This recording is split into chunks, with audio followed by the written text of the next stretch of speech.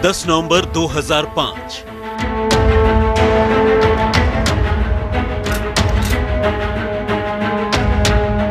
बंदूकें तैयार हैं, असलहों की नाल में गोली भरी जा चुकी है। इंतजार है तो बस एक जंग का, एक ऐसी जंग जिसमें उसूल कायदों की कोई जगह नहीं। जगह है तो सिर्फ दुश्मन को ठिकाने लगाने के मकसद की।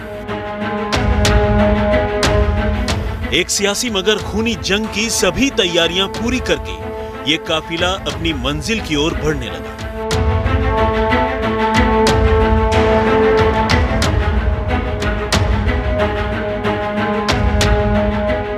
लेकिन इससे पहले कि यह काफिला अपनी मंजिल तक पहुंच पाता, इस रेलवे क्रॉसिंग ने काफिले का रास्ता रोक लिया।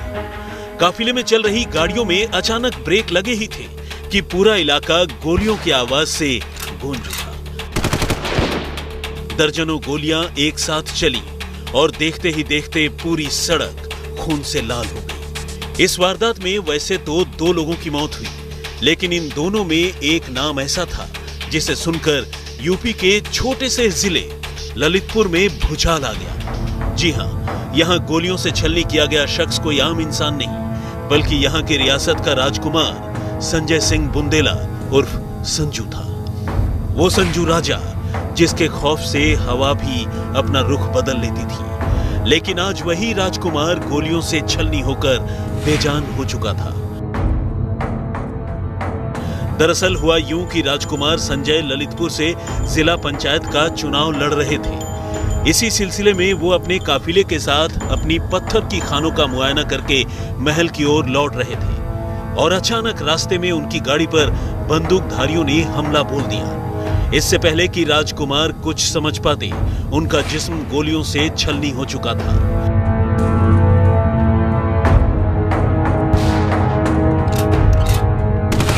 इस वारदात में केवल राजकुमार ही नहीं, बल्कि उनके एक साथी की भी मौत हो गई, जबकि उनके कई हमराह गोलियों से जख्मी हो गए। ये कत्ल केवल बुंदेलखंड की रियासत के राजकुमार का कत्ल नहीं था, बल्कि सूबे की सत्ता में मंत्री के पद पर बैठे राजा वीरेंद्र सिंह बुंदेला के बेटे का भी कत्ल था। चूंकि कत्ल एक मंत्री के बेटे का हुआ था, लिहाजा पुलिस के होश फाख्ता हो गए। पुलिस को समझ ही नहीं आ रहा था कि आखिर वो करे तो क्या करे। हाँ, इस वारदात के चंद चश्मदीदों ने इतना जरूर बताया कि संजू राजा को कार्बाइन की गोलियों से छलनी किया गया। चश्मदीदों ने पुलिस को गाड़ी के बारे में भी जानकारी दी, जो वारदात के वक्त संजू के काफिले में पीछे मौजूद थी और कत्ल के बाद मौका वारदात से गायब हो गई। अभी पुलिस कुछ जांच कर पाती कि राजकुमार के कत्ल की खबर पूरे सूबे में फैल गई। फिर क्या था, राजघराने के चाहने वालों ने शहर में आगजनी और कोहराम मचाना शुरू कर दिया। इलाके में कई गाड़ियों को आग के हवाले कर दिया गया, कई दुकानें जलकर खाक हो गईं। पूरा शहर आग की चपेट में था और कातिल पुलिस की पकड़ से बहुत दूर, या यूं कहें कि कातिल का पुलिस के पास कोई सुराग नहीं था। पुलिस कातिल की तलाश में अंधेरे में तीर चला रही थी, लेकिन इसी बीच इस सनसनीखेज कत्ल के मामले में वो नाम सामने आया जिसने सूबे की सरकार को एक बार फिर हिला दिया। पुलिस कातिलों की सरगर्मी से तलाश कर ही रही थी कि खुद संजू राजा के घर वालों ने पुलिस को वो नाम दिए जिन पर इस वारदात को अंजाम देने का शक था। ये नाम था बुंदेलखंड के बाहुबली नेता जयराम सिंह यादव का। वो जयराम सिंह यादव जो राजघराने के खिलाफ सबसे मजबूत नेता बनकर उभर रहा था। बल्कि नाम क्या सामने आया, संजू के समर्थकों ने जयराम सिंह के घर पर हमला बोल दिया। जयराम के घर को नेस्तो नाबूद कर दिया गया, गाड़ियां जला दी गई और घर पर सैकड़ों राउंड फायरिंग की गई। उधर संजय राजा के कत्ल में दर्ज एफआईआर में राजकुमार के समर्थकों ने तहरीर दी कि मौका वारदात पर यानी रेलवे क्रॉसिंग के पास जयराम और संजू के समर्थकों में झड़प हुई और देखते ही देखते जयराम के गनर ने संजू राजा पर अपनी कार्बाइन से कई गोलियां दाग दी। एफआईआर में इस बात का भी जिक्र था कि गोली दोनों तरफ से चली। इनमें से कई गोलियां जयराम और उसके गनर को भी लगी। कत्ल के इस मामले में सिर्फ जयराम यादव ही नहीं, उनकी बीवी और बेटों को भी नामजद करा दिया गया। इस मामले में सबसे खास बात यह थी कि दोनों ही नेता तत्कालीन मुलायम सरकार के बेहद करीबी थे। राजा वीरेंद्र सिंह एक मंत्री थे और जयराम सिंह यादव बिरादरी का होने के नाते मुलायम सिंह यादव के चहेते माने जाते थे। अब पुलिस और सरकार खुद पशोपेश में थी कि आखिर किसे पकड़ा जाए और किसे बचाया जाए। इन सब के बावजूद शहर के हालात को देखते हुए पुलिस ने जयराम और उसके साथियों को गिरफ्तार कर लिया। दरअसल इस कत्ल को संजू और जयराम की राजनीतिक दुश्मनी का नतीजा बताया जा रहा था, क्योंकि राजा भी जिला पंचायत का चुनाव लड़ रहा था और जयराम भी अपने बेटे को इसी चुनाव में खड़ा करके जिताना चाह रहा था।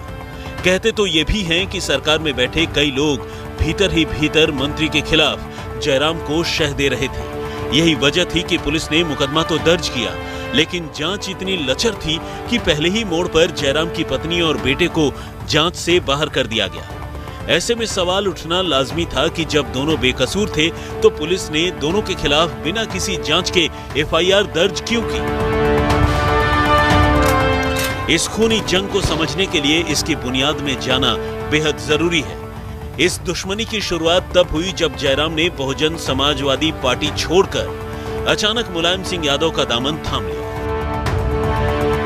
बस फिर क्या था, सरकार से जयराम को शह मिलने लगी और उसने अपने बेटे को जिला पंचायत अध्यक्ष बनाने की कोशिशें शुरू कर दी। ये बात गुस्सैल संजू राजा को पता चली तो वो आग बबूला हो गए और उन्होंने जयराम को सबक सिखाने के लिए उसके घर ताबड़तोड़ फायरिंग कर डाली। इस घटना के बाद सरकार ने संजू राजा के पिता वीरेंद्र सिंह बुंदेला को हिदायत दी कि वो राजकुमार को काबू में रखें।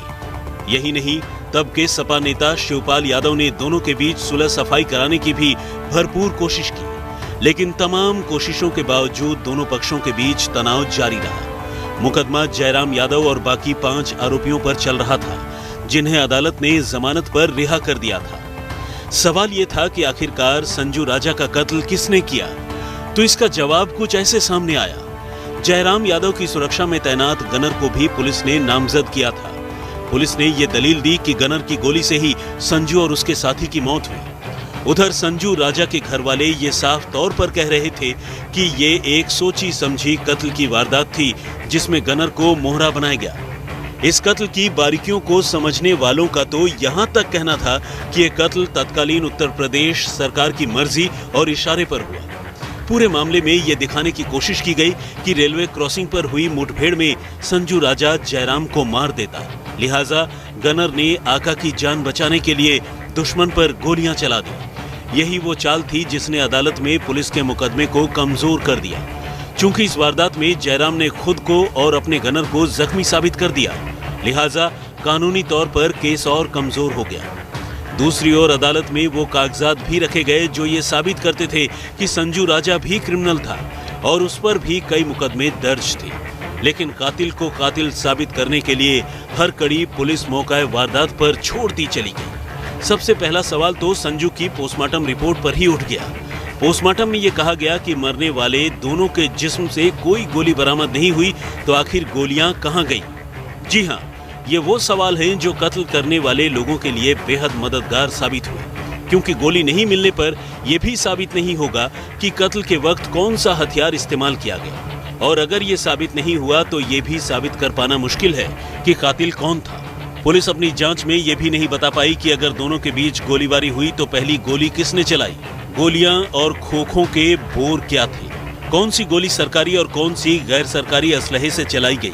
पुलिस ये भी साबित करने में नाकाम थी कि संजू राजा पर गोली हिफाजत के लिए चलाई गई थी। सवाल ये भी था कि संजू राजा के बाकी साथियों को गोलियां कैसे लगी। क्या जयराम का गनर ही फायरिंग कर रहा था और उसने किसी को फायरिंग करने का मौका तक नहीं दिया?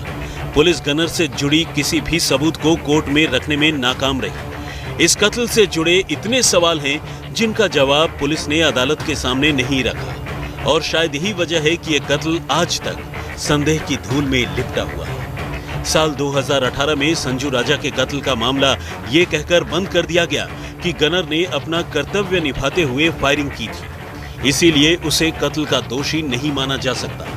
यही वजह है कि आज भी ललितपुर के